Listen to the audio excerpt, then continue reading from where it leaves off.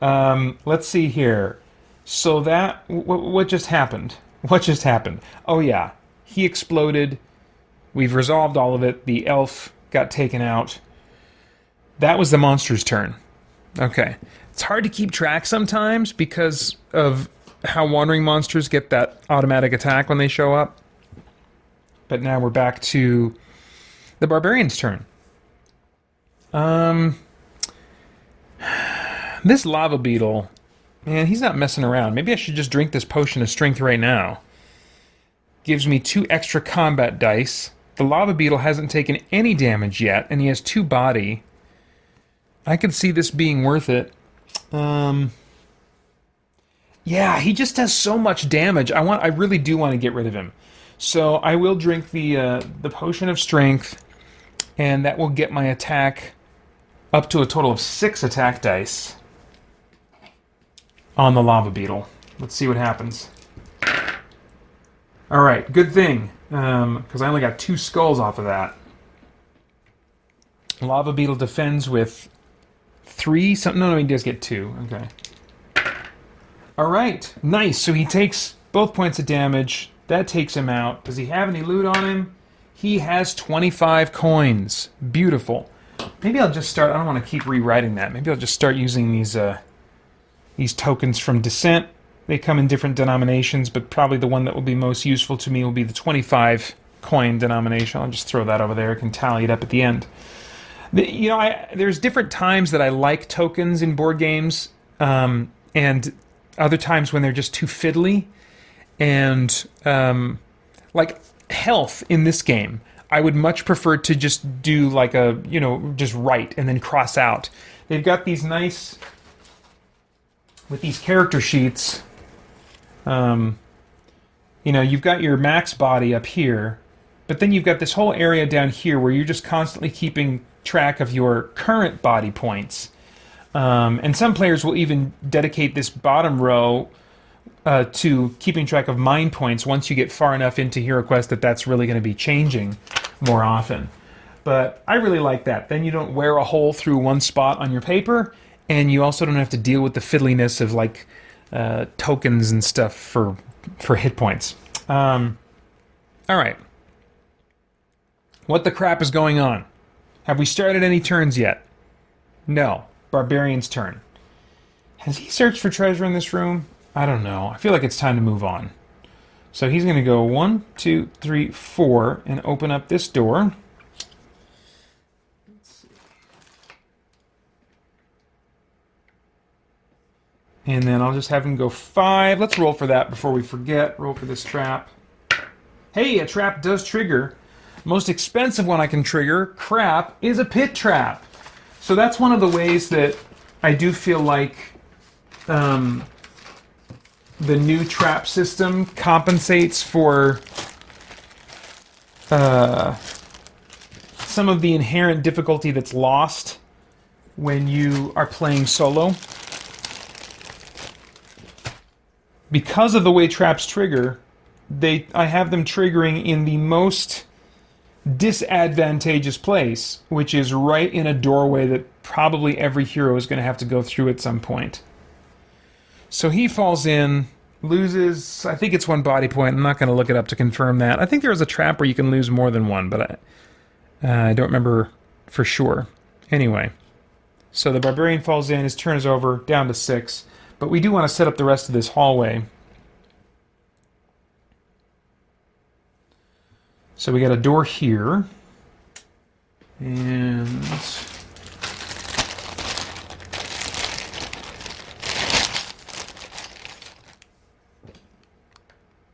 a door here.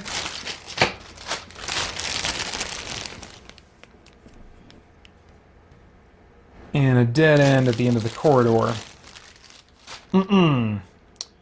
Okay. Boy, that's almost perfect because there is actually a pit trap in the notes for this hallway. Not in the same spot, but... oh, I forgot to get rid of that threat. Man, I still have so much threat, though. I still have so much threat. I think if I don't start triggering traps more often, I don't know. We'll just see how it goes. We'll see how it goes. It's all in flux. Trying things as I go. But that's the Barbarian's turn. So now the Elf. Elf definitely searched in here already, so we're going to keep him moving along. 1, 2, 3, 4, 5, 6. Do I want to open up this door? The Elf is back up to 5. He's got a defense of 3. I mean, he's not the guy that I would really want to have at the front. I think I will have him just hang here. Well, gosh, I don't know. Yeah, I'll have him hang there. If I want to get him in the mix, I can use Reckless Charge, because the Elf has an ability called Acrobat that makes him a little less likely to get hurt when he's doing Reckless Charge. Let's see.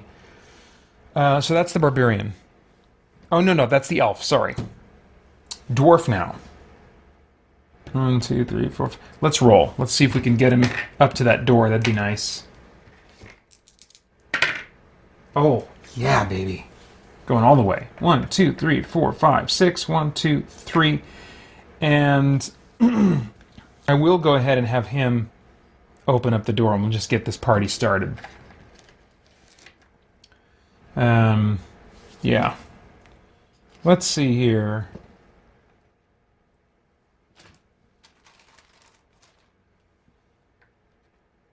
I've got all the information on the map accessible to me. I can look at it anytime. I don't. I generally don't spend time looking at it, so that if something can still take me by surprise, great. But again, my goal with what I'm trying to come up with for how to play this game solo is not to have this really balanced, this mathematically balanced way of playing the game so that you can have a feeling of accomplishment after beating it, you know? That's what a lot of solo rules are going for. They're trying to figure out that balance. For me, I want enough resistance to create a sense of drama, but again, I'm in this for theme. I'm not in it for like overcoming a balanced challenge, you know?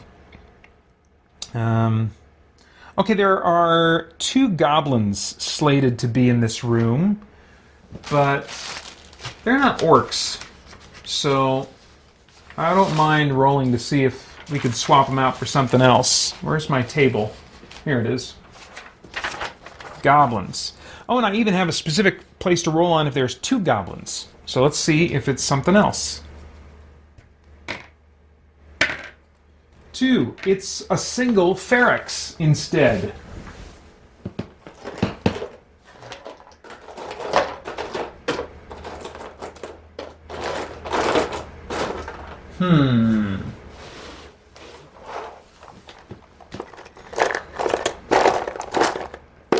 I've acquired so many minis over the years. I just had a gaming weekend with my friend playing 4 Against Darkness, which I plan on playing later this week. Which doesn't call... Here's a Ferrox, which doesn't call for minis, but my friend likes to have a visual element that's pretty important to him. But at this point, I've got so many... I've been playing these kinds of games for so long, I have so many minis to choose from. We were basically able to find a mini for any monster we encountered. So this is a Ferrox miniature from Descent First Edition. And in the picture, they're kind of like greenish, ghoulish-looking guys, I guess. These are the ones that have... that introduced, I believe, the bleed ability in the game. There's the focus again. So they might even have, like, Famished Flesh Eater, like a more powerful version of it. It's what I call the more powerful version. There we go. Yep, they have Famished Flesh Eater. So I'll explain that. But here's their stat card. Ferrox has 4 attack dice. My gosh. Defensive 2, body 2, mind 2, move of 10. Famished Flesh Eater, which he can try to trigger, or Leech, which is automatic. So let's look at those really quick. Famished Flesh Eater activates on a 3 through 6, so it has a better chance of activating. Target hero gains a bleed token. At the beginning of every turn, they roll 1 combat die per token. Let's see here. Was I doing Flesh Eater, or was I looking at the Famished Flesh Eater thing last time? Maybe it's the same, it just triggers on a... White shield, black shield, nothing happens. Yeah, it's the same. It's the same as regular Flesh Eater, it just triggers more frequently. But for some reason I gave it its own entry. Okay. And then the Leech... This is automatic. When this monster rolls 3 or more skulls while attacking and does at least 1 damage, he gains 1 health. That's pretty cool. While attacking, though. So that, if I want that... So he doesn't need that yet. So I'm going to try, the next chance I get, we're still in the middle of the dwarf's turn. And I can't even remember how many spaces the dwarf has moved at this point. He just opened the door. I'll bet he's got enough left to go in there. Oh no, he got like some ridiculous amount, didn't he? Anyway, so yeah, he's going to go 2 more, but I'm going to have to roll for a trap once I go in here. 1. Okay, no trap triggered. 2. And then he is going to take a shot at this dude and totally take him out before he has a chance to do his dastardly deeds. The dwarf gets 3 attack dice. 2 skulls. The Ferrox, who rolls 2 defense dice, didn't get any, and he has 2 bodies, so that took him out. Good. He had all kinds of stuff I didn't want to deal with. Let's see if he left any loot. No. That's the end of the dwarf's turn. And then finally, Elderast is going to catch up. 1, 2, 3, 4, 5, 6. At least catch up a little bit. So that's him. Zargon gets a threat. Cycle back to the Barbarian's turn. Oh! Dang it! I have forgotten about pit traps for both the elf and the dwarf. Now, let me look at the elf. I think he has something that helps him with pits. Where are those rules?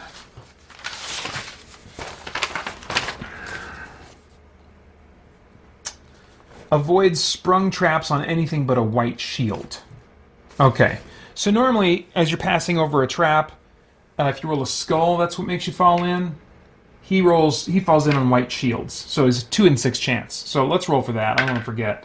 Okay, so he did avoid the trap. Let's see if that dwarf avoided the trap. I'm not going to turn back time. If he didn't, I'll just have him take the damage and we'll move on with life. Okay, he got a white shield, so he did not take any damage. Good. All right. The Barbarian's turn. He now gets to step out of the pit trap. I see. It was just under there. I didn't even see it. Forgot all about it. This is one of many things that happens when I'm trying to stream this game instead of just play this game.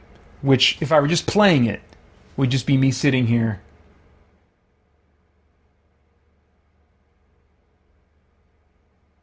That's dead air! That's dead air! You can't do that.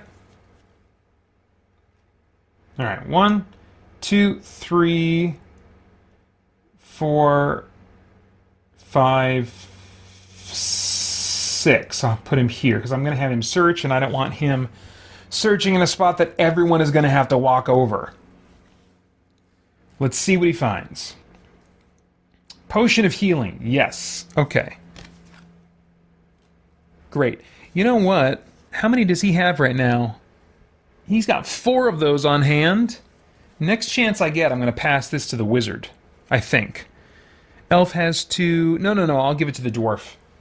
Yeah, next chance I get, I'll give it to the dwarf. That's the Barbarian's turn. Elf. 1, 2, 3, 4. Yeah, I'm going to have him search also. Gold! You find a loose stone and tear it from the wall. Behind it, you discover a small leather pouch wrapped in an old rag. Peering inside, you find 25 gold coins. Record the money on your sheet. Do not return this card to the deck. All right, well, that's convenient, since I got these 25 coin tokens. So that was the elf's turn. Dwarf. Dwarf has just fought in here. He has not actually searched in here. So I'm going to have him search for treasure. Gold, but no, it's got a 6 on the card. So that means we go to Pater's Random Treasure Table. What do we find? High number. Oh my gosh! Ugh. All right.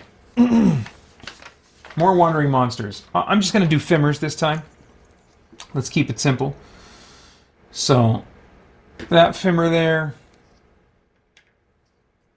That Fimmer there. Oh man, 2 Fimmers could be bad, because I think they have the ability Grapple.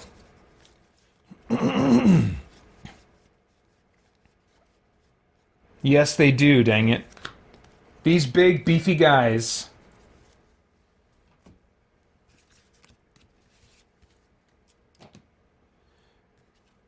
So their stats are, you know, carried over from original HeroQuest. Attack 3, defend 3, body 2, mind 3, move 6. So already not a joke. But they also have this ability, Grapple. Let me read that. Targeted hero. So this, if they trigger this, and again it triggers 50-50 chance, 4 through 6 it triggers. Targeted hero may not move, attack, cast spells, or roll defense dice until this creature is dead or no longer adjacent to the hero. At the start of the hero's turn, while grappled, he may roll 1d6. If the result is lower than the hero's starting body, the grapple is broken, and they may move the grappling creature 1 space in any direction. So that was kind of like my creative attempt at factoring in a strength roll. You don't have a strength stat in this game, but I think that if we were to base that on something, it makes sense it would be based on the starting body of a character. So at the start of the hero's turn, while they're grappled, can roll a d6. If the result is lower than the hero's starting body, the grapple is broken, and that means that at the beginning of their turn, the Barbarian and the Dwarf will automatically break their grapples. They can be in it long enough to get seriously messed up, but they will automatically break it, basically. And that makes sense to me, that they'd be better at it. So anyway, grapple's broken. They may move the grappling creature. Oh, they may move the grappling creature 1 space in any direction. So they break free, and also the creature kind of stumbles back a bit. If it is not possible to move the creature, the grapple is still broken. Okay. So, yeah, those guys appear and immediately attack. What I think I want to try and do is have one of them trigger grapple and the other one beat on the victim if the grapple succeeds. So we'll start with this one here. He's going to grapple the dwarf, or try. 4 through 6. Okay, no, he failed. And so I'll just go with a traditional attack with the other Fimmer, also on the dwarf. It's going to be 3 attack dice. And he got 3 skulls off of that. My gosh. That's bad news. Dwarf gets, what, 3 defense? Well, he gets 1, but the other 2 he takes, bringing him down to 4. Yikes. Okay. So that was the dwarf, right? That was just searching. Yep. So his turn is over. Boy, wasn't that fun. And then poor Eldrass has got to try to jump this trap. But, you know, I don't think I want to do that yet, because that Fimmer has got a movement of 6. So already as it is, with the wizard exposed, 1, 2, 3, 4, 5. Yeah, he's going to actually move back a little bit. 1, 2, 3. He'll just go back there. Monsters auto jump traps. So it would not be hard for the Fimir to get to him if he stayed there. Alright. Zargon's turn. Gets a threat. Man, I almost blew through it, just took the threat and skipped the rest. No, no, no. Let's try and grapple this dwarf again. Nope. Okay, so the other one, again, will do a standard attack. My gosh, though, if one of them is able to grapple and the other one attacks, and the dwarf can't defend, that could be instantly fatal. Just one skull from the other Fimir.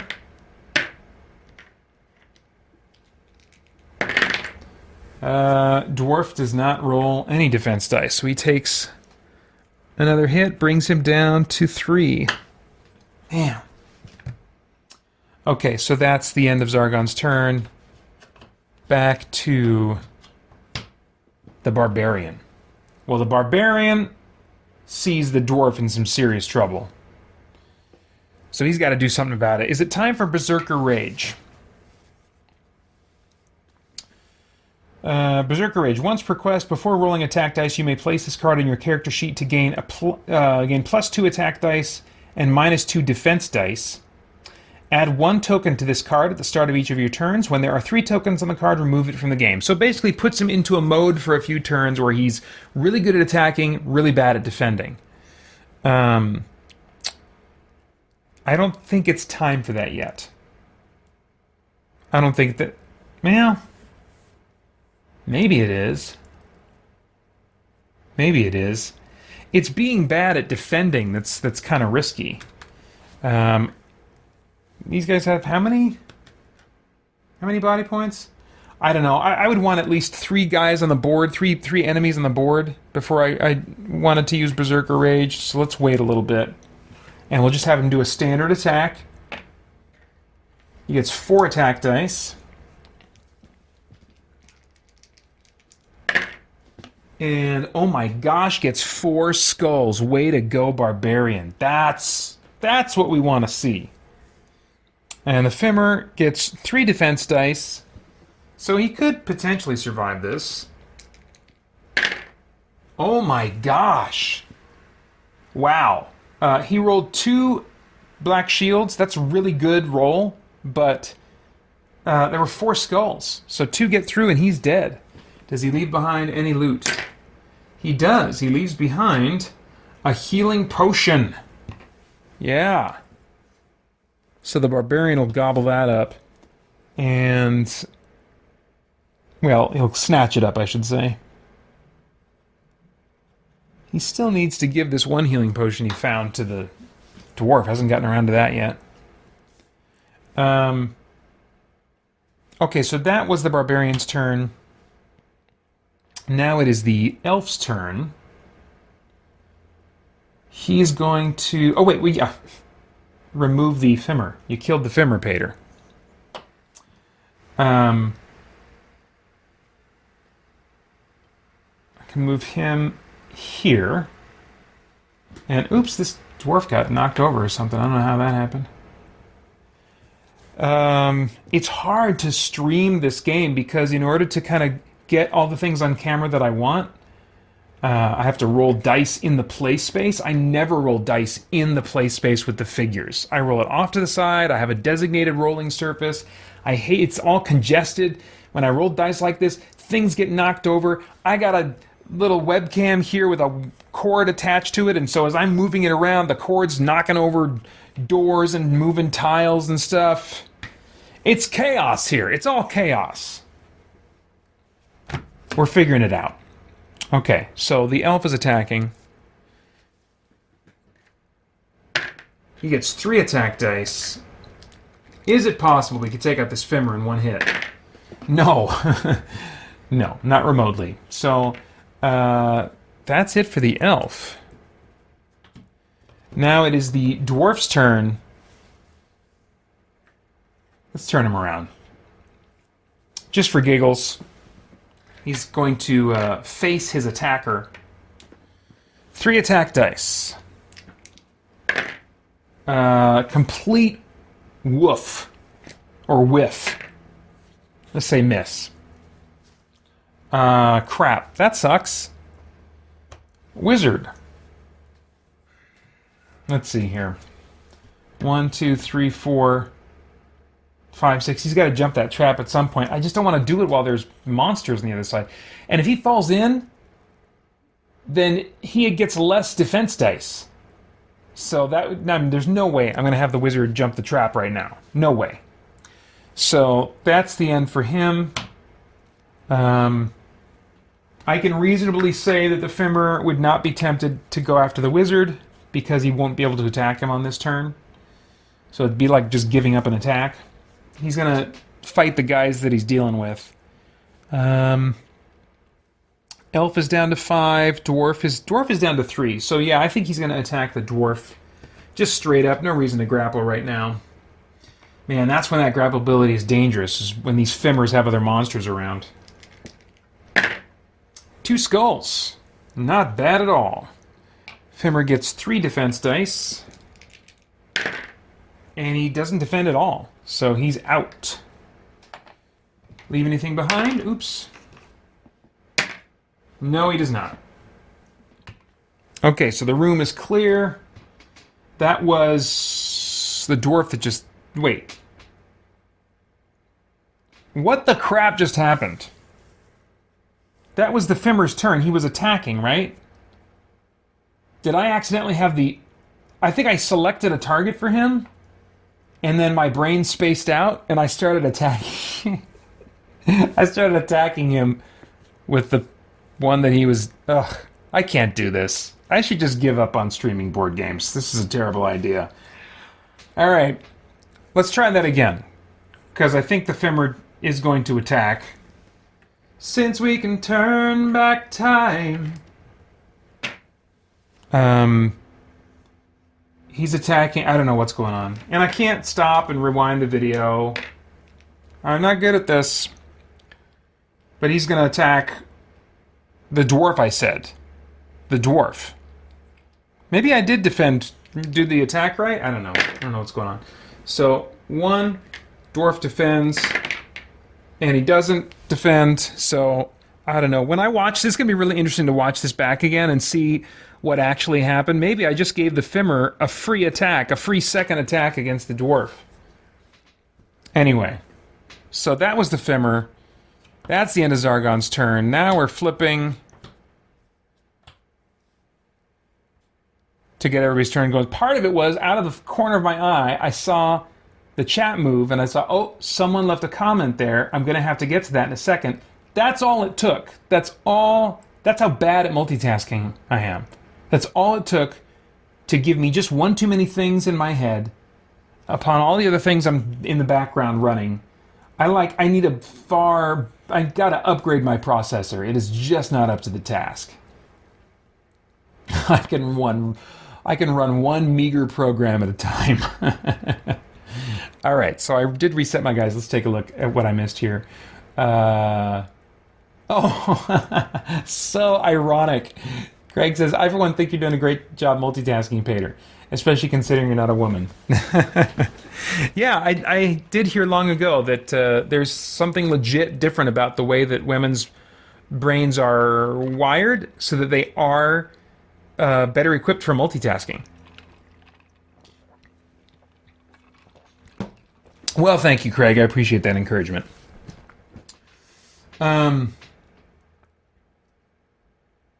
What is happening? That's why I flipped the tokens. Tokens are flipped. We're starting a new turn. It's the Barbarian's turn.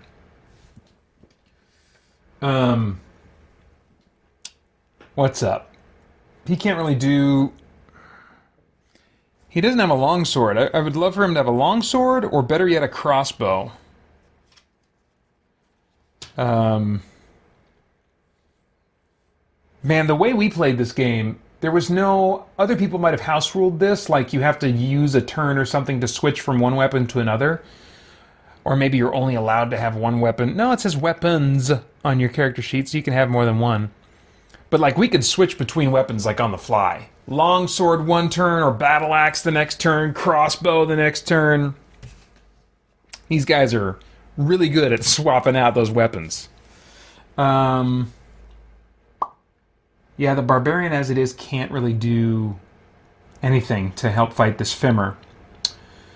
So we'll flip his token. Craig says, my go-to saying is, do your best, forget the rest. Yeah, that's pretty good. Or there was, for this context in particular, there was one YouTuber who was playing 4 Against Darkness, which is a game that also is heavily modded, and also people are probably breaking rules a lot on it because the rulebook is notoriously difficult to navigate because of the way that it's laid out. So it's very easy to lose track of rules, forget rules, things like that, not know exactly how the rules work all the time, you know. But she said, if you're having fun, you're doing it right. And I'm like, yes, that's like the mantra for solo gaming. If you're having fun, you're doing it right. Hey guys, Peter Franson here. Want to play games to save lives? Then join me again this year for Game Save, our annual charity fundraising event in support of St. Jude Children's Research Hospital, whose compassionate care and cutting-edge research has been saving the lives of children all over the world for decades. Joining the Game Save team only requires a willingness to ask friends and family to consider donating toward your fundraising efforts.